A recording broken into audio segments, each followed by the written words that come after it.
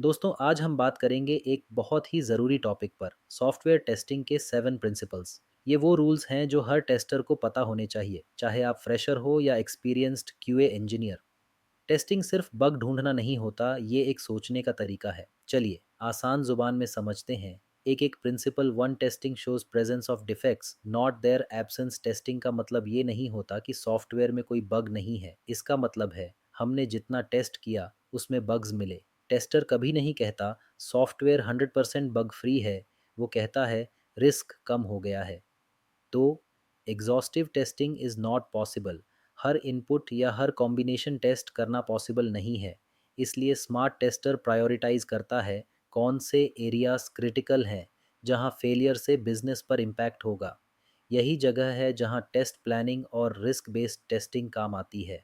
3, early testing saves time and money. जितनी early testing शुरू कर दोगे उतना कॉस्ट कम पड़ेगा। अगर डिफेक्ट डिज़ाइन फेज में मिल जाए, फिक्स करना आसान होता है। लेकिन वही बग अगर प्रोडक्शन तक चला गया तो कॉस्ट 10 गुना बढ़ जाती है।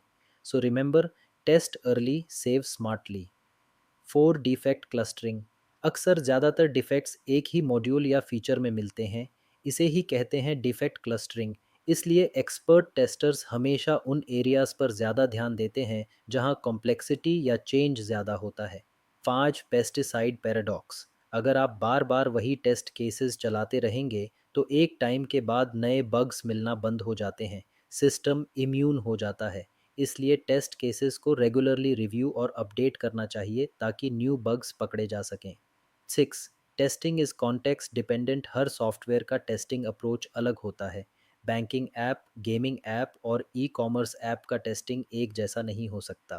टेस्टर को कॉन्टेक्स्ट समझना पड़ता है। डोमेन, यूज़र एक्सपेक्टेशन और रिस्क के हिसाब से टेस्टिंग करनी होती है।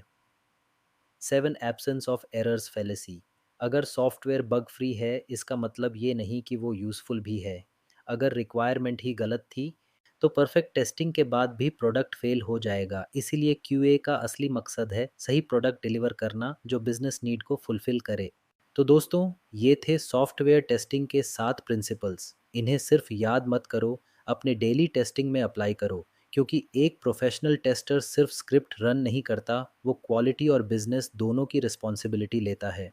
कमेंट करो, मैं इन 7 प्रिंसिपल्स को अपने नेक्स्ट प्रोजेक्ट में अप्लाई करने वाला हूँ। सब्सक्राइब करो Unitech Learn channel to join the master class.